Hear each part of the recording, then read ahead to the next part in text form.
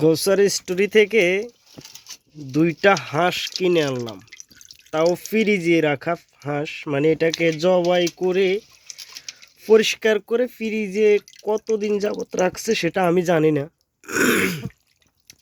তো 2টা হাঁস আনছিলাম মানে খাওয়ার জন্য আজকে। মানে আমার ছোট ভাই বলছিল যে ভাইয়া আপনি যেহেতু বাসায় আছেন দোকান থেকে 2টা হাঁস নিয়ে আসেন। তো এখানে যে আসলে ফ্রিজে হাঁস পাওয়া যায় আমি সেটা জানতাম না। তো আজকে আমার ছোটো ভাই বলাতে আমি জানছি। এমনিতে মানে মোরগ পাওয়া যায়, এই যেটাকে আমরা পোলট্রি মোরগ বলি আর কি। তো 2টা হাঁস আনছি। এটার মানে এক্স্যাক্টলি মাংস 2টাতে প্রায় 3 কিলো কিংবা 3.5 কিলোর মতো হবে 2টা হাঁসে। তো সেটার দাম কত আমি একটু বলতেছি।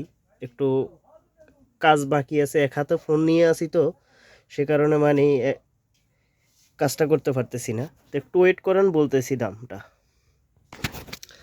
তো ফাইনালি এই যে দেখতেছেন 2টা হাঁসের মাংস এগুলা হয়েছে।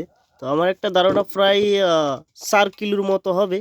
আমি 3.5 কিলো হবে বলছিলাম, তখন ফানির মাধ্যমে থাকার কারণে মানে আমি অতটা ক্যালকুলেট করতে পারি নাই।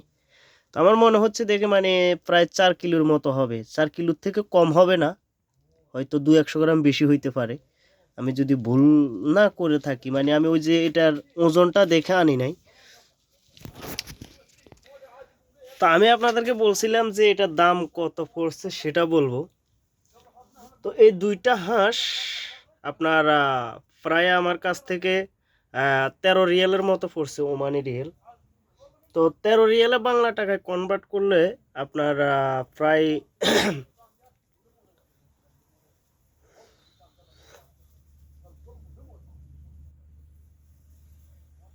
প্রায় আমার একটা ধারণা প্রায় 6,000 টাকার মতো আসে, বা 6,000 টাকা এদিক সেদিক হবে। তো ভিডিওটা লং হয়ে যাবে যে কারণে আমি ক্যালকুলেট করলাম না।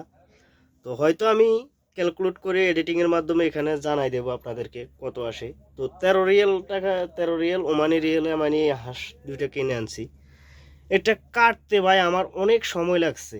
এই হাঁসগুলো তো যেহেতু মনে করেন জবাই করে এরা ওই যে নাড়ি বুড়িগুলো ফেলে দেয়, ফেলে দেওয়ার পরে কি করে তারা ভালো করে ওই যে পালক ছাড়াই যে মানে ওই হাঁস মোরগ জবাই করার পরে এই যে একটা মেশিনের মাধ্যমে রেখে মানে এটাকে পালক ছাড়াই যে, তো ওটার মাধ্যমে মানে ব্লেন্ডার করে মানে পালক ছাড়াইছে। কিন্তু এই যে হাঁসের চামড়ার সাথে যে মানে ওই যে পালকের যে মেইন গোড়াটা থেকে যায়, ওই জিনিসটা মানে ভালো করে ছাড়াই নাই তারা।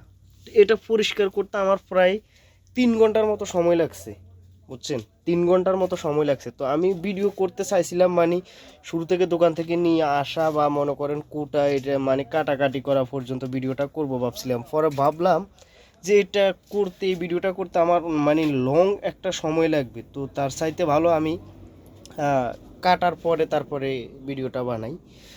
তো ফাইনালি এখন মানে আমার এই যে মানে কাটা শেষ করে মনে করেন এটাকে ভালো করে ধুইছি, ধোয়ার পরে মনে করেন এখন এই ভিডিওটা বানাইতেছি।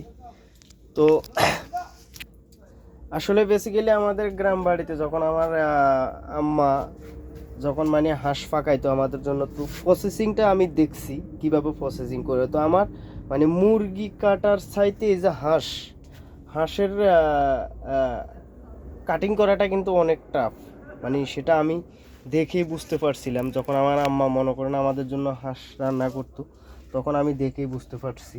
তো আমার কাছে মানে এই জিনিসটা মানে হাঁস কাটার অভিজ্ঞতাটা আগে কখনো ছিল না, আজকে কাটছি।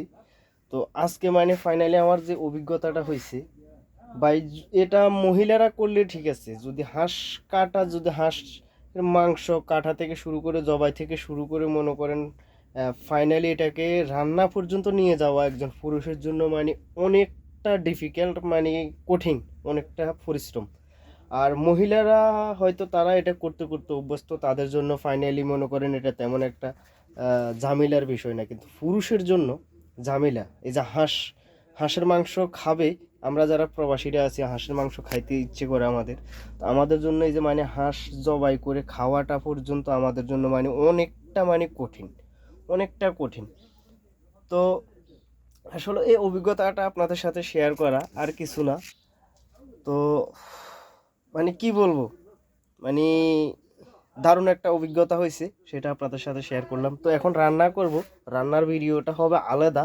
তো যেহেতু আমার মনে করেন কোনো স্ট্যান্ড নাই, আমি এক হাত দিয়ে ভিডিও করতে হয়, তো এটার সাথে মশলাপাতি মিশানোর সময় হয়তো আমি আপনাদের সাথে দেখাইতে পারবো না, কারণ প্রসেসিংটা দেখাইতে পারবো না। মানে যতটুকু পারি আর কি, একজন প্রবাসী যতটুকু রান্না করে নিজের পেট ভরানোর জন্য যতটুকু করা পর্যন্ত মানে করে আর কি, তো ততটুকু। তো এই ভিডিওটা এখানে স্টপ। আর মানে রান্না করার ভিডিওটা আমি একটু আলাদা করে দিতে চাই।